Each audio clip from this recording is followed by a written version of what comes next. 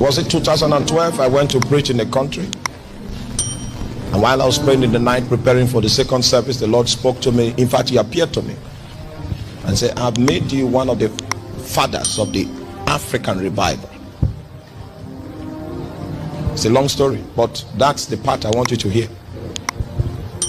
So when he told me that, I went to the pastor and said, Pastor, sorry, I know you are going through a lot of pains to see how you can gather prophet offering to give me. No. Rather, I noticed that your sound was not good. We'll buy sound today. That's the way a father thinks. Their money is kwacha. One kwacha then was 32 naira. So as dead as a naira is, imagine how the kwacha feels like. Kwacha. So I gave $500. How many kwacha was it? Calculate that. $500. ST, come up with what it is. Okay. Well, it was more than 200,000 kwacha. And I gave more than everybody. In fact, probably more than the whole congregation put together. So, all right, let's get sound. You are preaching good gospel. You need good sound to project your gospel. So I left that place without prophet offering, because God told me, I've made you one of the fathers of the African revival. My flight ticket as at 2012 to that nation and back, it was 8 hours flight time to that nation and back, as at that time was 247,000. Do that trip now in the current state of the naira, 700 something thousand. I flew Kenya Airways. How are we going to colonize Africa with the gospel of the kingdom if we are handicapped and we are stricken by poverty? I found a way out. You must force God to bless you. You must. I assure you. Listen to me. Listen. Yeah, I know you are laughing. Let me tell you the truth. There's no plan for you. There's no plan for you. You will plan for yourself. Yes, you plan for yourself by cutting covenant with God. If not, your name is not anywhere for anything. Don't wake up and say God is for you. No. He has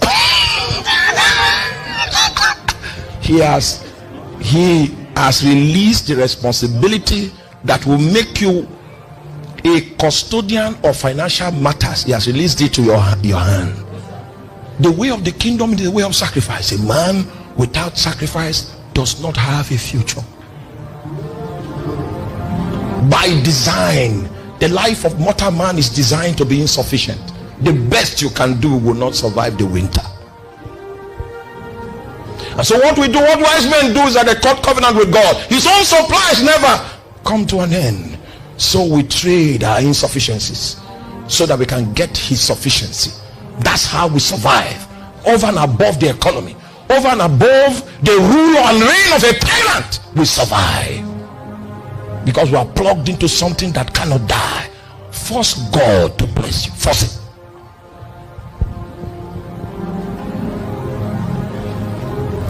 A politician was coming here. So the politician came to me and said, oh, so you're doing a great job here. Great job. Okay, how can we help out? I said, all right, you know we need a mechano generator, and that will run on 2 million naira. Then as you can see, the temperature of Makodi is somehow on the high side. And if the people of God are going to fellowship with Jesus without distraction, we need to ventilate the place with air conditioning units. And at that time it was 2 million to make it happen. So what's the total? 4 million. When I said that, the politicians stopped coming. Now, because they challenge, you are not with me. A politician is not ready to cut covenant with Jesus. It was oh, to all those pastors that went and washed our linen in government house. Politicians have what they spend their money for. And that's why I will never fuel my car to go to government house. If the governor needs to see a preacher, a genuine preacher, this is my address. Yeah, that's how it works. Some of you might think it's pride. We are the ones that have made the gospel cheap. Custodians of blessings, they don't go around looking for men. If you spend enough time with God, it will cause your face to shine. Politician took off. When he found out that the bill was what? Was 4 million. Then I took on the challenge. I said, I don't need a politician. You know what I did? I took a loan. And we bought that generator. To fix this. Then I went to him and said, we fixed the air conditioner. Your people are happy. It took 7 days for him to answer. Yes, 7 days. Have you done anything because of his name before? Or have you done anything because of his people? That's the reason why you did it. Not because of anything that you stand to gain. Such is the way of the kingdom. The kingdom has advanced because our ancestors were men that served beyond self. Oh my God. Oh my God. Many of them gave their lives in order for this Bible to get to us today. We will not do less. It may not be that we'll shed blood, but in many ways we will die to see that the scriptures reach the other side of this continent. It's by sacrifice that we move it on. And when sacrifice stops, the kingdom stops advancing. So I preach to you again, force him to bless you. He touched his heart and he told me to open an account, and I opened it in Zenith Bank.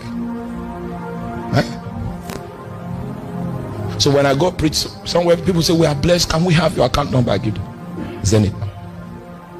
Before I came here, I had an alert there. I have a minimum of 3 alerts on the average in a day. These are not people I preach to. These are not people, I don't even know them. I don't know whether spirits put money there. But you know what? When that obedience, it was not that God requested it of me. I plugged in. And my name entered into the voucher. It translates in alert today. I pay people's school fees from that alert. Yes. Plenty of people's school fees. But it never goes to 80,000. Never. It's from that account my family fees. And you know, I like many people. My clan is large. We feed from that account. And it has never reached 80,000 for the past 4 years.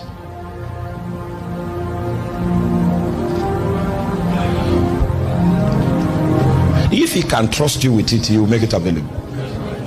But you must register yourself with a sacrifice. This is how we do it. If I tell you something else, then I lie, because I know how God blesses men. There's no plan for you. Please help me tell your neighbor, there is no plan. Don't just wake up and go to the hills and say, we look into the hills. Nothing will come. That's not how to do it. There is no plan. The politician left. From that day, I say there were two such days in my life that I said I will never look to man again. First was my uncle. He was in Abuja. He was the director of finance villa under Yaradua. Comes home every week with 10 million in Ghana, Moscow. And when I say every week, I'm telling you the truth. So much so that he went to a shrine and brought an Ezemo home. Say, okay, what do you get in the shrine? All right, we sign you up. You come home. Gave him a room in his house so that his private practice. Had so much money. But before he gives you the money, you must go and receive blessing from the Ezemo. Then I said, let it be far from me. You see, my earthly dad was a man of conviction. I think I learned that from him. Never to be afraid to declare your conviction. I learned that from him. Politicians came to my dad and said, "You are an elder. Be attending our meeting at least to encourage us." He said, "You cannot sit in a company of old men that tell lies." That's how that's how my dad is. He's too old for that. He has a conscience. Sit in the congregation of scorners.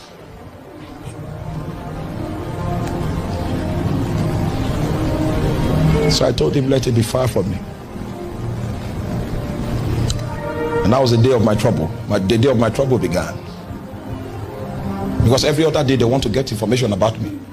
What was the source of that boldness? Hallelujah. Oh, my only God knows how far they went because of that statement.